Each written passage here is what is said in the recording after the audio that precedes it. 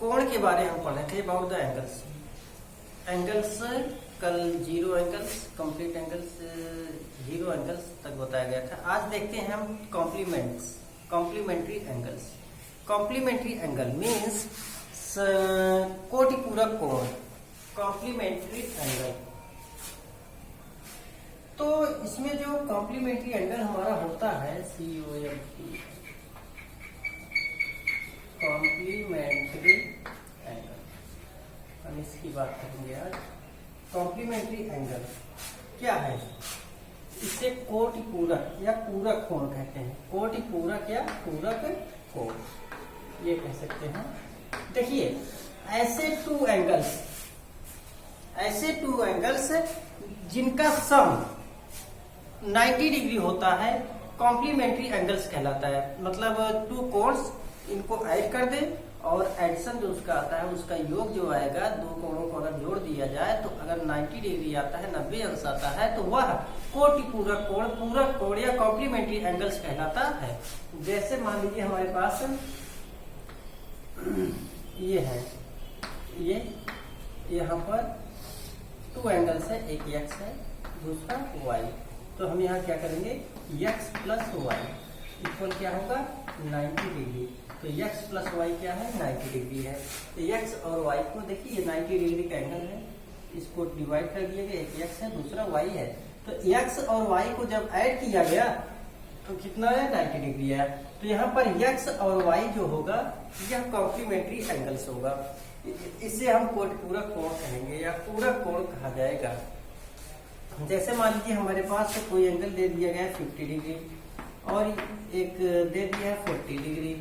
ये two angles हमें दे दिए गए हैं। कह रहा क्या, चेक कीजिए कि यह कोटिपूरक कोण कॉम्प्लीमेंट्री एंगल्स है। तो इसके लिए हम क्या करेंगे, इन दोनों को ऐड कर देंगे। 40 plus 50 is equal to 90 degree. देखिए sum of the angles, sum of the given angles is 90 degree, hence 40 and 50 are complementary angles. देखिए 40 और 50 को हम ऐड कर दीजिए तो 90 डिग्री आया। तो 40 और 50 को ऐड करने पर 90 आ रहा है, इसलिए 40 और 50 ये दोनों कॉम्प्लीमेंट्री एंगल्स हैं। अब बात करते हैं सप्लीमेंट्री एंगल्स। नेक्स्ट है सप्लीमेंट्री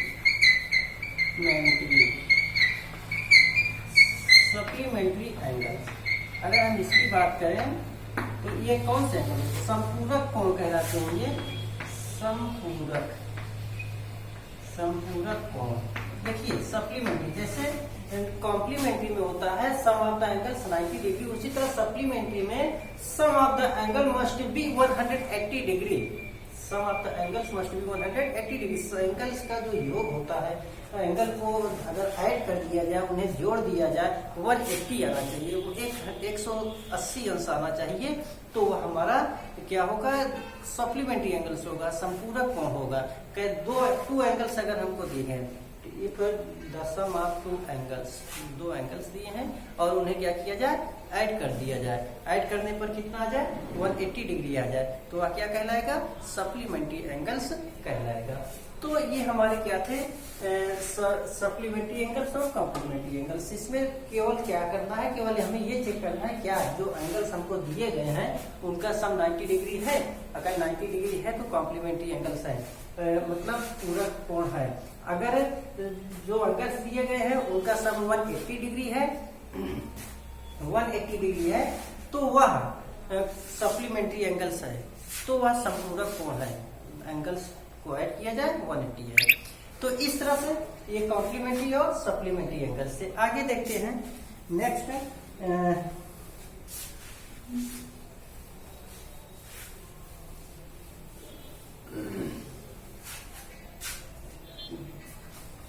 नेक्स्ट हमारे पास है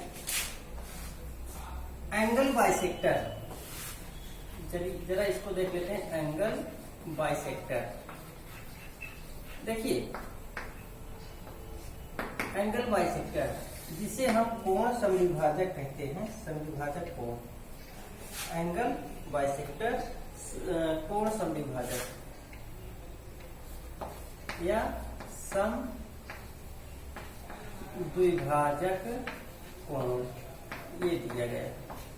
इसकी बात करते हैं। देखिए एंगल बाइसेक्टर क्या है, क्या होता है एंगल बाइसेक्टर? मतलब ये समझ लीजिए कि हमारे पास मान लीजिए कोई एंगल्स दे दिया गया है, ये क्या है एंगल्स, 12 एंगल दिया गया है जिसका वर्टेक्स शीर्ष ए है, ओ है ए ओ बी, ए ओ बी क्या है हमारे एंगल है, ये हमारा एंगल है, एक कोण हमको दे दिया गया है ए ओ बी। तो इसी पर एक लाइन हम खींचते हैं ऐसे, ये खींचिए, और ये तथा ये दोनों क्या है इक्वल है, मतलब ये x है तो ये भी कितना है x है, ये दोनों हमारे क्या है इक्वल है, इसे मान लीजिए C है। तो ये जो OC है यह एंगल बाइसेक्टर है, OC क्या है एंगल बाइसेक्टर है, कोण समद्विभाजक है, और यह एंगल AOB को दो बराबर भागों में बांट रहा है। OC is dividing angle AOB into equal parts. कहने का मतलब angle angle AOC is equal to angle BOC equal x, ये और ये दोनों क्या है इक्वल है। तो OC हमारा क्या होगा, OC हमारा होगा एंगल बाइसेक्टर होगा, OC एंगल बाइसेक्टर होगा। और ये क्या कर रहा है एंगल AOCB को टू इक्वल पार्ट्स में डिवाइड कर रहा है। और यहाँ पर देखिए अगर हम बात करें एंगल AOC इक्वल होगा एंगल BOC, ये इक्वल होगा 1/2 एंगल AOB, ये मतलब AOB का ये आधा होगा, ये हाफ होगा। एंगल AOC के अगर हम चाहें तो ये एंगल AOC क्या होगा AOB का हाफ होगा, एंगल BOC क्या होगा एंगल AOB का हाफ होगा, और ये दोनों एंगल्स इक्वल होंगे। तो ये OC क्या है एंगल बाइसेक्टर है, समद्विभाजक कोण समद्विभाजक रेखा है। अब उसके बाद आगे हम बात करते हैं इसकी आसन्न कोण एडजेसेंट एंगल।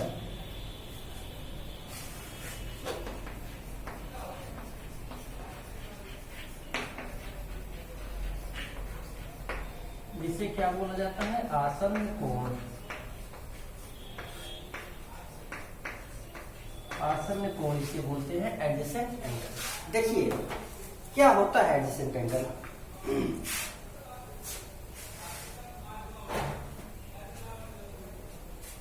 देखिए कोई भी एंगल एडजेसेंट एंगल कहलाएगा या कोई भी कोण आसन्न कोण कहलाएगा जब दो कोण टू एंगल्स उनके शीर्ष और एक भुजा क्या हो बराबर हो। क्या होना चाहिए शीर्ष क्या हो उभयनिष्ठ हो, एक उभयनिष्ठ भुजा हो, और उनकी जो दो भुजाएं होती हैं वो उभयनिष्ठ भुजा के विपरीत हो। देखिए कैसे, यहाँ पर देखिए ये हमारे पास एक एंगल दे दिया गया है, ये हमारा एंगल है AOB, ये एंगल है, और हमने एक और इससे लाइन के लिए इसका नाम दे दिया C। तो यहाँ पर देखिए कोण AOC और कोण BOC ये दोनों कोण हमारे एडजेसेंट हैं, आसन्न कोण है, एडजेसेंट एंगल है, ये और ये क्या है एडजेसेंट एंगल है। क्योंकि इनका देखिए इसकी शर्त क्या होती है, पहली बात तो कॉमन वर्टेक्स होना चाहिए, कॉमन वर्टेक्स मतलब उभयनिष्ठ शीर्ष,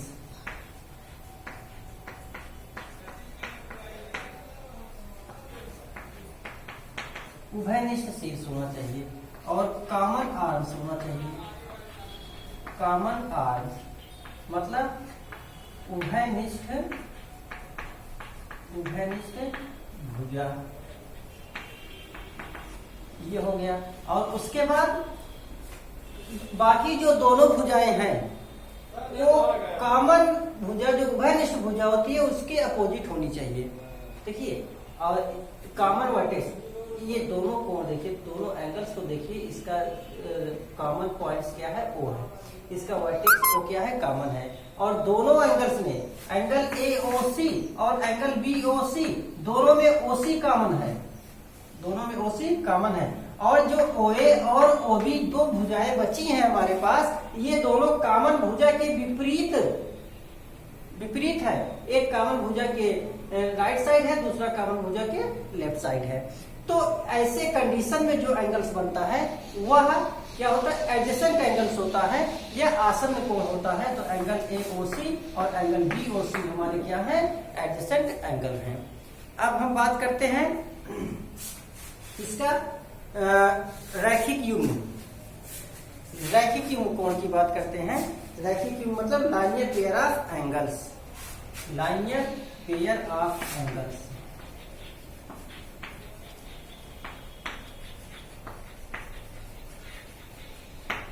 रैखिक युग्म कोण, क्या रैखिक युग्म कोण, इनकी बात करते हैं। देखिए ऐसे adjacent angles, the adjacent angles whose sum is 180 degree, adjacent angle होना चाहिए और उस एडजेसेंट एंगल का सम जो हो वह क्या हो, 180 डिग्री हो। तो वह हमारा लाइनियर पेयर ऑफ एंगल्स कहलाएगा या रैखिक युग्म कोण कहलाएगा। मतलब क्या, एडजेसेंट एंगल मतलब आसन्न कोण, टू आसन्न, मतलब ऐसे मान लीजिए हमारे पास ये क्या है, एक ये एंगल्स दे दिए गए हैं, ये एंगल्स दे दिए गए हैं AOB और C। तो यहाँ पर ये एंगल और ये एंगल, ये दोनों एंगल हैं। मान लीजिए ये एंगल हमारा X है और ये एंगल Y है। तो इस एंगल X और Y को हम ऐड कर दें, कितना आ जाए, 180 डिग्री। तो ये हमारा क्या कहलाएगा, लाइनियर पेयर ऑफ एंगल्स कहलाएगा या रैखिक युग्म कोण कहलाएगा।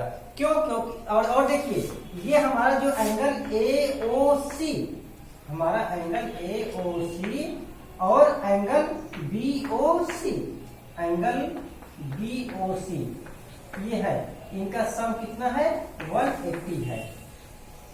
तो और वैसे भी देखिए एंगल AOC और एंगल BOC में O क्या है, कॉमन पॉइंट है, OC कॉमन आर्म्स है, और ये जो OA और OB है ये क्या है, OC के अपोजिट है। तो इसका मतलब ये एडजेसेंट एंगल हो गया, आसन्न कोण हो गया। और आसन्न कोण का योग कितना है, 180 है। जब दो आसन्न कोणों का योग sum of two adjacent angles 180 degree होता है, 180 अंश होता है, तो वह लाइनियर पेयर ऑफ एंगल्स कहलाता है। तो यहाँ पर एंगल AOC और एंगल BOC इन दोनों का सम 180 है, इसलिए ये दोनों एंगल्स क्या हैं, लाइनियर पेयर ऑफ एंगल्स हैं या रैखिक युग्म कोण है। तो ये हमारा क्या था, लाइनियर पेयर ऑफ एंगल्स थे। अब बात करते हैं वर्टिकली अपोजिट एंगल्स। नेक्स्ट हम देख लेते हैं एक vertically opposite angles. Vertically opposite angles, vertically opposite angles की बात कर रहे हैं, जिसे हम कहते हैं शीर्षाभिमुख कोण, शीर्षाभिमुख कोण। इसकी बात करें, मान लीजिए हमारे पास ऐसे टू लाइंस है जो एक दूसरे को इंटरसेक्ट कर रही हैं किस पॉइंट O पर। ये हमारा A और B, दूसरा क्या है C और D।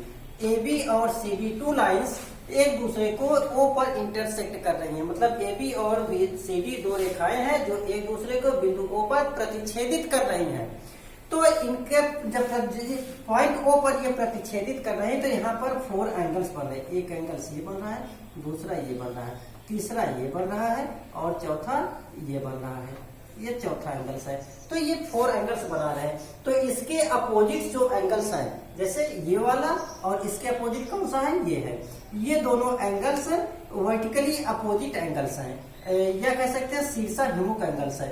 ये एंगल्स और ये एंगल्स एक दूसरे के अपोजिट है, तो ये दोनों वर्टिकली अपोजिट एंगल्स हैं, या ये कह सकते हैं शीर्षाभिमुख एंगल्स हैं। और इसमें जो वर्टिकली अपोजिट एंगल्स होते हैं वो इक्वल होते हैं। अगर मान लीजिए ये AOD हमारा एंगल ये है, एंगल AOD इक्वल होगा एंगल BOC के, BOC ये और ये इक्वल होंगे।